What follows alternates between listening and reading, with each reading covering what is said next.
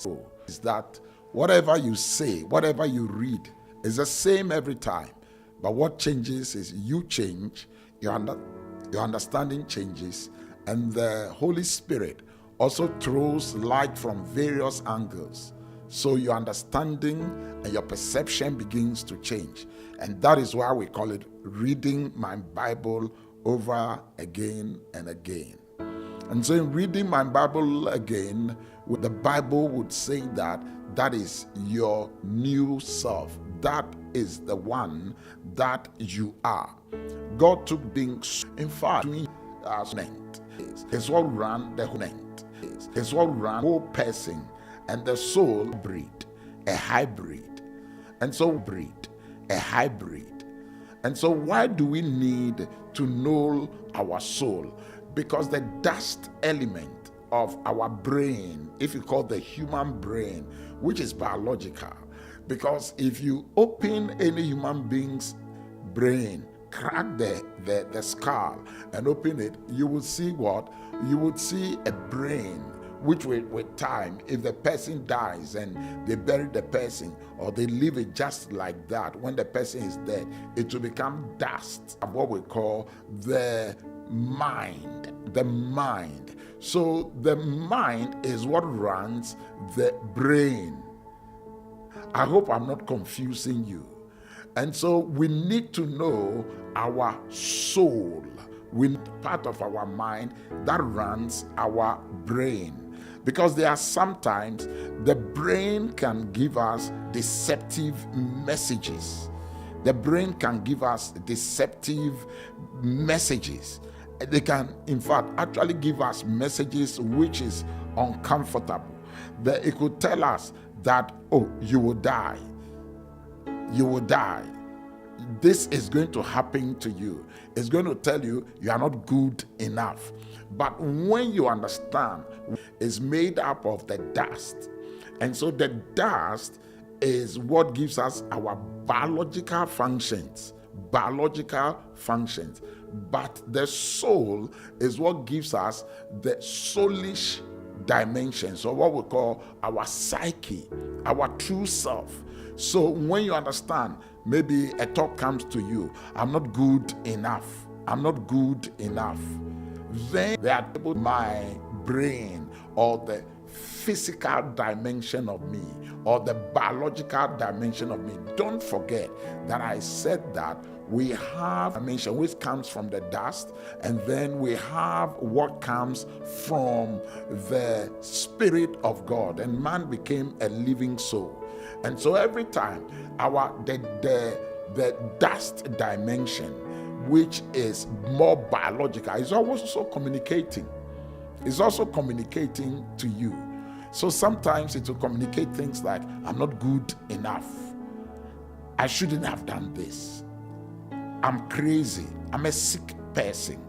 And it's Jesus came to address. He said, don't ask yourself, what are we going to eat? What will happen tomorrow? It says, sufficient unto the day is the evil thereof. So Jesus was calling our attention to the fact that you are more than a body. You are more than a body. Take time. When it comes to the physical dimension is what will one day we are going to shed off. We are going to a soulish dimension, the psyche. When we are talking inside, they say psyche. The psyche dimension is the one that we are not going to throw away. So sometimes you can see somebody disturbed, worried, and then medical science will give you medication and it will help you. What is helping is the physical part of you, but the soulish part of you actually needs the one that created it, and that is God, to be able to survive. That is why Jesus clearly said, what shall it profit a man if he shall gain the whole world and lose his soul? And so many people unconsciously, we go for the physical, we go for the dust dimension. The dust dimension. Last week, I gave an example, and I kept doing this, that Jesus said, what shall a man give in exchange for his soul? What do you get when you gain the whole world? And so I said, if you put the whole world on a scale and you put the human soul on a scale, the soul is so vital, so important, such that we need to give a lot of attention to the soul, your will, and your emotions. You need to be alert, because sometimes the physical big computer, a computer without a software, a computer without a software, or a phone without an operating system, like for our soul is so vital. But we go to educate the body, we go to give attention to the body, and for everything we give attention to the body. It's important that you have an attention for your soul. His soul, Matthew 16:26. So the soul, Matthew 16:26. So the soul makes one's life out of many elements, but it is you. It is you. I want you to know yourself. Let me give you an example. Now, you could be hearing messages like, everyone else seems to be doing things correctly. What's wrong with me? Why can't I do the things right? You know what is happening to you? What's happening to you? You are getting a message. And the message you are getting sometimes is not from you at all, but from the external. Sometimes there is external pressure on you. Sometimes there's external pressure. You're observing the things that are around you. But do you know that there is somebody on the inside of you, which is your living soul, who would help you to conquer? Now, sometimes you have craving for things. But if you give yourself a certain time frame, you realize that no, this is coming from the physical dimension of me, and it's not coming from the spiritual dimension of me. And what the enemy does is to put pressure on the physical, on the external, the cravings on the physical, on the external by own soul. So your soul is so vital. And remember, your soul is made up of your mind, your will, and your emotions. So you need to be aware. So sometimes you would say, oh, I am anxious. What makes me so anxious? Sometimes somebody will say, I feel a pit in my stomach. I feel butterflies in my stomach. Sometimes there is sweating. Sometimes you are sweating. It's just like going to your body begins to become tight, and your body is in a what? It's in a fright mode. It's beginning to fight. So there are people, anytime they go to a doctor or they are in front of a nurse, when their pressure is taking, it goes through the top. And actually, that is not their real pressure. I think the medical field calls it the white coat shed you. People sometimes refers to it as the flesh. So the real you, which is your soul, So I was sharing with you things like anxiety, butterflies in my stomach, heart beating fast, and sometimes you are sad and you are depressed. You know, there are people who cannot control these things. And one area is when which Satan wants to do those things like for something, and all of us. But because so we tend not to be able to identify, to discern, to be able to say no. Because one of the things we will be learning is things like meditation, meditating in the word, things like slowing down. When you slow down, things like taking hurry out of our lives. That is why the Bible talks about wait upon the Lord. Tell that soul, will recommend, we'll be able to discover our real self. That is why some people have what we call retreat. They slow down so they can identify their soul and their real self. What I'm sharing with you, a friend needs it, a brother needs it, a sister needs it. So share the link. Because when people have some of these uncomfortable sensations, and because they do not know their soul, they tend to give certain kind of habitual responses. And so there are people that they will use drugs or use alcohol in order to. They are happening to them is coming from the external pressure. Because your body's like, I'm a very, and so what happens is, and by the time you realize the fire, their soul. That is why we are studying about the human soul. If we're able to identify time, it build that when your real spirit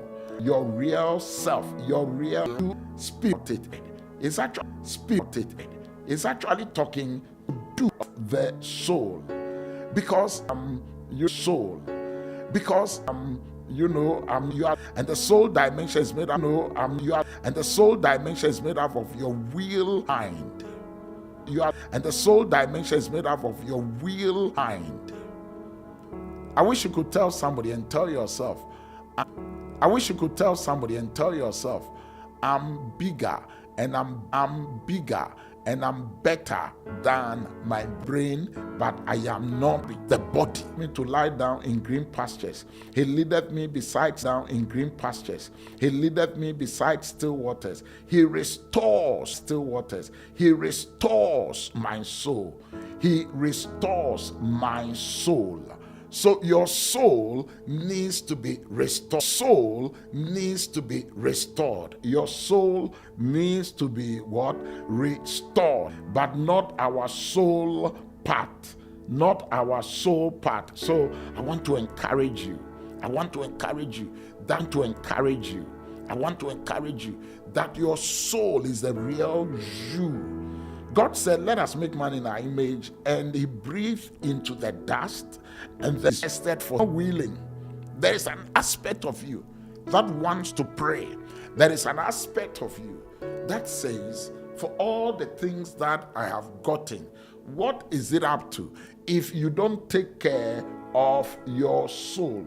In fact, that is why Jesus said to the young man who has got, unfortunately, supporting, you can sell your soul. Book of Matthew chapter 11. Sell your soul. Book of Matthew chapter 11.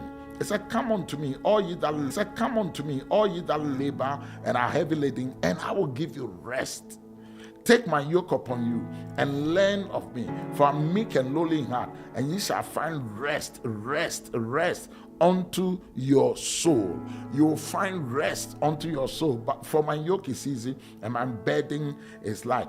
You will find rest unto your soul. I pray for you that as you share this link, as you talk to somebody, you come to understand the real 18 verse 10. And odors and ointments and frankincense and wine and oil and fine flour and wheat and beasts and sheep, horses and chariots and slaves and souls of men and souls of men. Then it goes on in verse 14. And the fruits that thy soul lasted after are departed from thee. The fruits that thy soul lasted are departed from thee. Have you ever had time to give real time to your soul? Do you really have time to make time for your soul life? It's so important that we look at our soul. I want you to understand that the brain receives inputs and generates passive side of experience, whereas your mind, which comes from your soul, is active, focusing attention and making decisions. Because if you don't make decisions, somebody will make decisions for you, and the one that will make decisions for you is your body. It's like not when you don't have self-control. You don't have self-control. And sometimes our body also builds habits. So I want you to understand that biology is not your destiny. Biology is not your destiny. Your destiny is coded in your soul. I pray for you in the name of Jesus that as you share this message, as we share to try to know our soul, why study the soul, then we will link it to why pray, why fast, why are we generous, why do we want to travel light in this world, so that we don't sell our soul, we don't exchange our soul. Share the link with a friend. I want you to know that you are more than biology. Can I say it again? And say with me and write down there and say that biology is not my destiny. Biology is not my destiny. I am not the thoughts that come to me. I control the thoughts that come to me. Let me give you another one more. I control my emotions. My emotions do not control me. Can I say it again? It's just like, as it were, you are depending on the physical alone.